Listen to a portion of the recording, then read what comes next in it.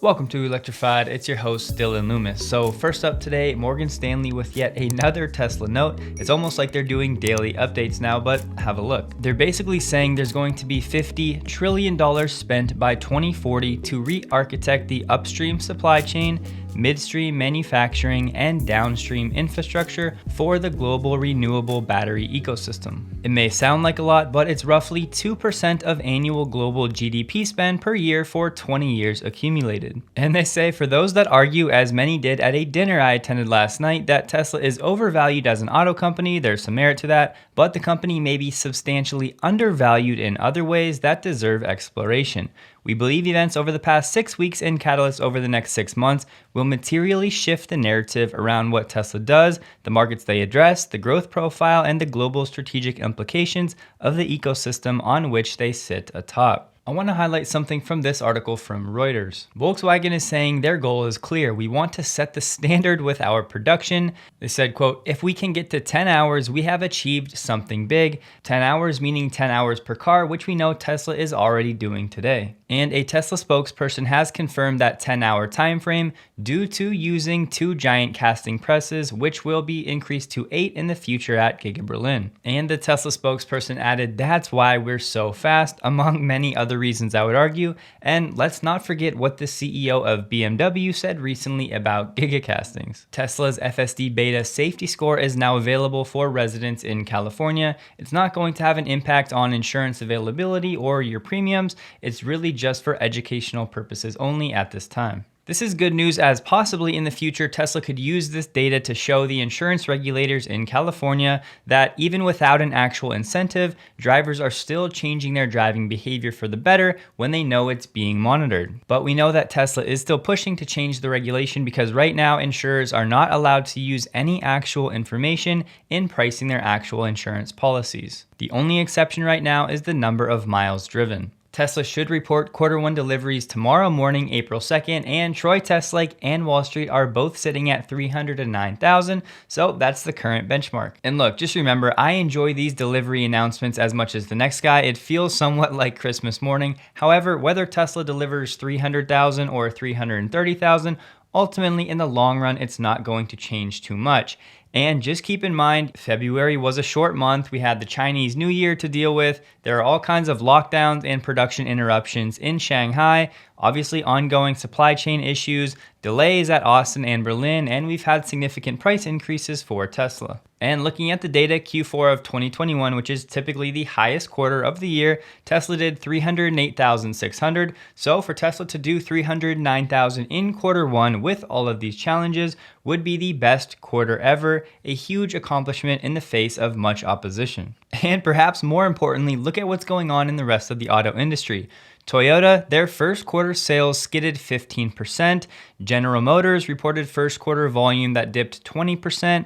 Chevrolet down 20%. GMC down 7.5%. Buick down 58%. Cadillac down 24%. GM sales have now dropped for 3 straight quarters, and at Toyota, it was the 8th consecutive monthly decline for Toyota brand sales. So all of that data is year over year for legacy auto, and if we compare that to Tesla year over year, well, they're still seeing significant growth. Munro uploaded a video breaking down the yoke on the Model S Plaid, and they found this interesting thing, a steel rod which is segmented, not just one straight piece, inside the yoke, and there are some interesting theories as to why it's in there because this is an odd revelation. The first theory Munro had was that those rods in the yoke will make the heated yoke more efficient. Essentially, that rod can hold some of the heat, so it'll keep your hands warmer for longer when you can actually turn off the system and be more efficient. However, they also theorized this. Because it's segmented, I can't see any other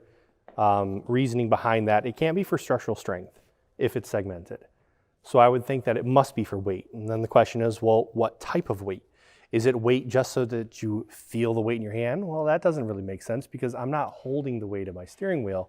So now I'm thinking, well, maybe that is in preparation for steer-by-wire.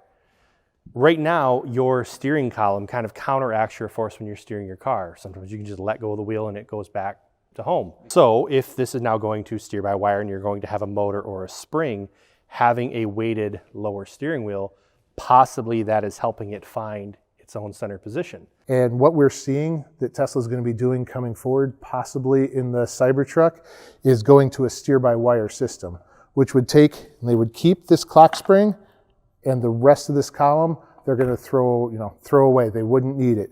The steering or the clock spring would need to get a little bit more complicated. They'll be putting a motor in here for some feedback. But what steer-by-wire is think of it as a video game controller. Your steering wheel is going to go to a sensor that's in your clock spring that's going to go down to the motor that's on the steering rack and adjust your steering back and forth. They want to go to steer by wire, and variable gain means if I'm going slow and I turn the wheel 90 degrees, it's going to turn the wheels that are on the ground as sharp as they will go. So I wouldn't ever need to turn the wheel 180, 360 degrees. So the question becomes, will the Cybertruck have steer-by-wire, as it would make driving much more efficient and easy to navigate, especially a big vehicle in tight spaces?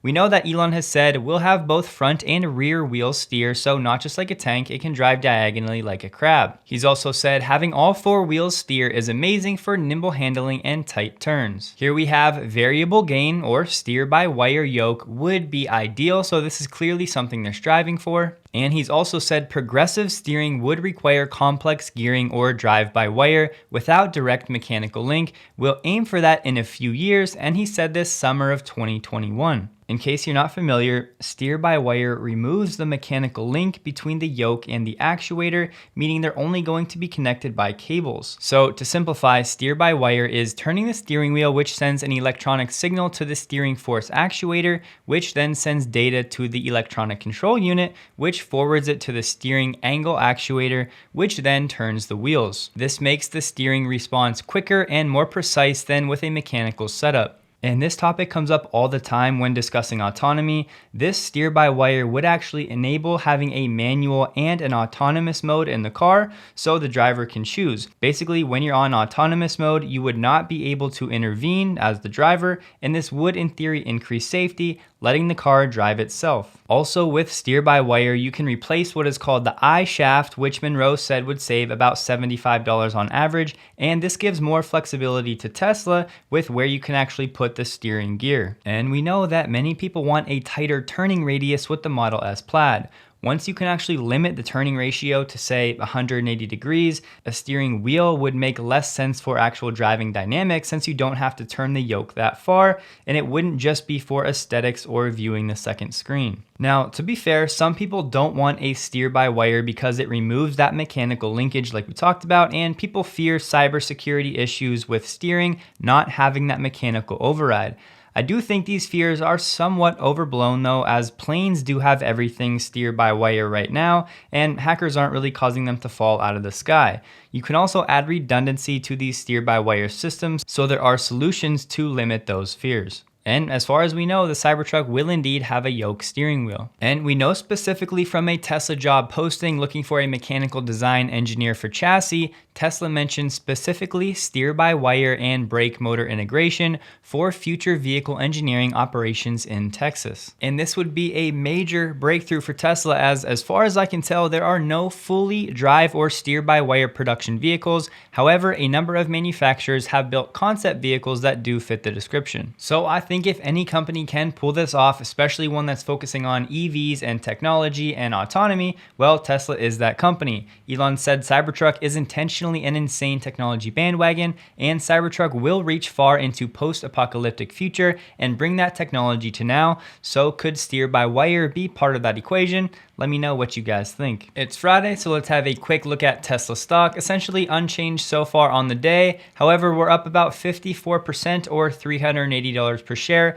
over the last 36 days from the low of around $700 per share. We are currently 28% extended from the 200-day moving average. And going back to November 2021, we were about 72% extended from the 200-day moving average. So from that standpoint, definitely more room to run. And Tesla stock year to date actually still down 5.9%. And if we compare that to the NASDAQ over the exact same time period, which is down 9.8%, Tesla actually holding up very well in this environment.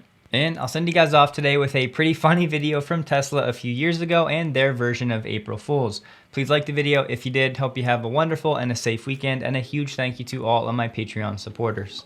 Many of our customers, particularly those in dense urban areas, understand the difficulty in finding a legal parking spot. An over-the-air software update will be going out to vehicles that allows Model S to automatically detect the presence of a meter maid or law enforcement officer. If Model S detects an imminent ticket, it will deploy countermeasures to deter the ticket writer. The windshield wipers and washers will be activated, deterring the ticket writer. In the event that the ticket issuer persists, Model S will enter ticket avoidance mode. In ticket avoidance mode, the vehicle will autonomously drive in circles around the block until the ticket issuing threat is no longer detected. If the threat of a ticket has passed, the vehicle will park in its original parking spot. Otherwise, it will continue to drive around the block. A message will be pushed via the mobile app alerting the user that ticket avoidance mode has been activated and Model S is on the move. The autonomous driving summon feature will automatically be activated in ticket avoidance mode, and Model S will come and pick you up. With parking ticket deterrence and ticket avoidance mode, Model S has you covered. Long forgotten will be the days of parking tickets, or, as we like to call them, receipts for premium parking.